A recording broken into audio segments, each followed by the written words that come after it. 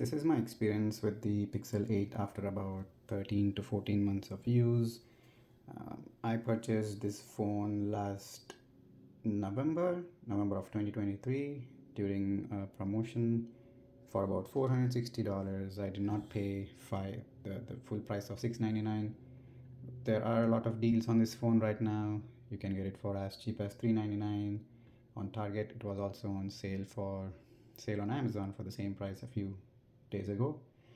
Just to let you know, I did purchase the Pixel 9 and I returned it very recently. My recommendation is to stick with the Pixel 8 and I'm going to tell you why in this video. So this is not a review in a traditional sense. I won't be talking about benchmarks or specs or things like that. I just want to talk about the day-to-day usage and what it's like to be using a Pixel 8 in 2025. Now, compare this to the Pixel 9. They're basically the same size phone. The 9 is slightly bigger, it is slightly wider, it also has squared off edges. Now I don't have the 9 to show you a comparison, so I'm just going to talk about it. The 9 has squared off edges, which makes it slightly more difficult holding it in the hand, and it's also ever so slightly wider, which makes it, again, it no longer feels like a one-handed phone for me, and I have medium-sized hands. The 9 has, in terms of pros compared to the Pixel 9, the 9 has an autofocus selfie camera. So the selfies that you take with the photos that you take with the selfie camera turn out to be crisper and clearer on the 9. It also has 12 gigs of RAM versus 8 on this one, which kind of future proofs that phone, especially with all of the AI capabilities and apps that are coming for the modern smartphones. The 9 also has SOS connectivity for emergencies, just like some of the newer iPhones. But one thing I noticed with the 9 is that it has slightly worse screen in the nighttime, especially when you turn the brightness all the way down. And if you're like me and if you use extra dim and when you're scrolling in the dark, especially on websites like Twitter, where you have white text on black background, that definitely there's like a purple haze that appears as you scroll through text. So I don't have any issues with such as that on the Pixel 8. The Pixel 9 was definitely a problem, and it apparently seems like a wider issue, according to at least Reddit. So there's that. In terms of the camera performance, of the rear camera performance, between the 8 and the 9, I tested both the phones a lot, taking photos of the same scene, taking videos of the same action, and I really could not tell a difference between the two. And so now I'd like to make an interesting comparison with the iPhone 16e and the Pixel 8. This iPhone 16e released just a few days ago, and I feel like the Pixel 8, even though it's a slightly older phone, is a better device than the 16e. So basically have the same screen size, they have basically the same RAM, which is 8 gigabytes. That's pretty much where the similarities end. You know, the iPhone has a notch, this has a very small selfie camera cutout. Some of the big things that the Pixel 8 has that the iPhone 16e doesn't is, number one, it's the always-on display. It's something that Apple wants to gatekeep, and only has it on the Pro phones. And then it also has a higher refresh rate screen, and this is not a Pro phone, it's just a regular Pixel. This has a high refresh rate screen. You don't get that in the iPhone 16e. You would have to go with the Pro. So it's just everything is just smoother. The transitions are just more buttery smooth. It's a very simple setting. It does consume a little bit more battery, so you always have the option to turn it off, but I really like the high refresh rate. I just cannot go back to the regular refresh rate, so I have it turned on all the time. And then the iPhone 16e has only one camera, but this one has two. You have the regular camera and an ultra wide. So there's that. And one big thing on the hardware side is that the Pixel 8, in fact all of the Pixel series phones, still have a physical SIM card slot, and I just feel like it's a very valuable thing to have as a backup. especially if you are the kind who travels outside the US. You can just walk into a local store, pop in a SIM, and be on your way. You don't have to really worry about eSIMs and figuring out how to get those.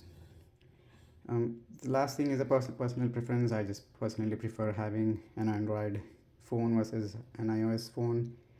And Android is just more customizable. I have the ability to like install third-party applications from, let's say, GitHub, or just installing another Play Store like F-Droid, which is like a collection of open source applications. I can just download applications and they don't have to come from Play Store. And if you use Firefox, you also have the ability to use ad block, like you block origin, you can block annoying ads if that's something that you would want on your browsing experience. And finally, it's the price. This is a $399 phone if you get it on the sale right now, versus the iPhone 16, which starts at $599. So yeah, there you have it. So as I mentioned previously, this device is now running Android 15, and Android 15 did bring a few features to this phone. The number one was the 80% battery limit I talked about. It also brought, in my opinion, it made the device much more smoother in terms of the UI, in terms of the transitions, when browsing through applications or just scrolling in my browser. Overall, it just feels like a much more solid and smooth device on a day-to-day basis. One downside that I found with Android 15 is that if you're somebody who uses the extra dim feature, that it does not go as dim as it used to before in Android 14.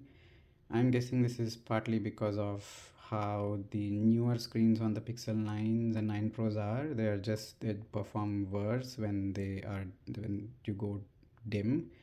So I'm guessing it's just something Google did on a blanket basis to cover all of the devices with the same intensity, so it no longer goes as dim.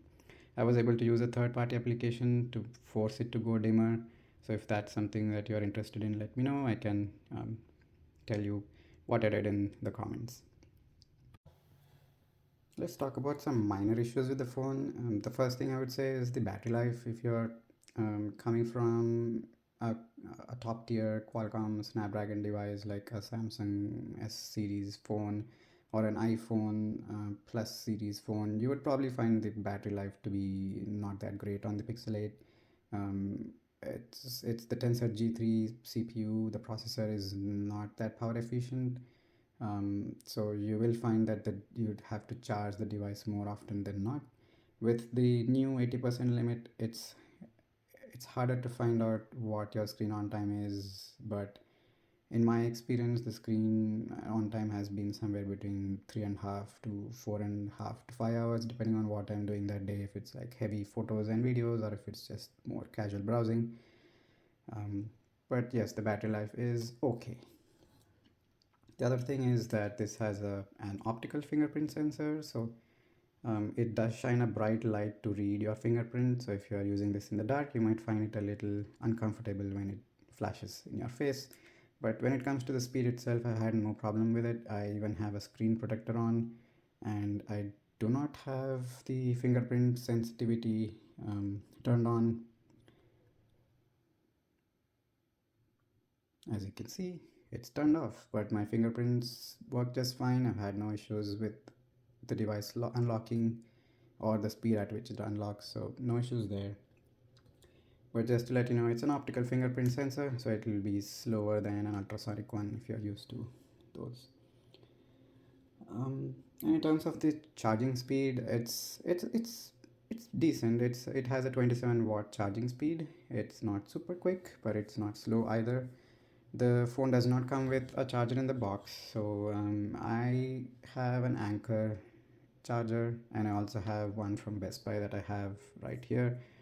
Best Buy, I think they make pretty decent chargers, and I usually end up buying like an open box version for even cheaper. So this one's an open box, and when it came, it looked as good as new. It's a 30-watt charger, which is plenty for the Pixel 8. I use Google's provided cable that came with the box and this charger, and I have a very decent experience. I have no complaints there. All right, so final thoughts on this device. This for $399 is a solid buy. It has a stable operating system. Google's promising 7 years of software updates. It's got a great camera. I know I didn't talk about the camera, but as you may already know, Pixel phones take one of the best photos and the videos are very decent. You have an always on display. You have a smooth 120 hertz refresh rate. You have a physical SIM card slot. You have everything that you need from a phone in 2025 for $399. I think that's a solid buy. And that's it.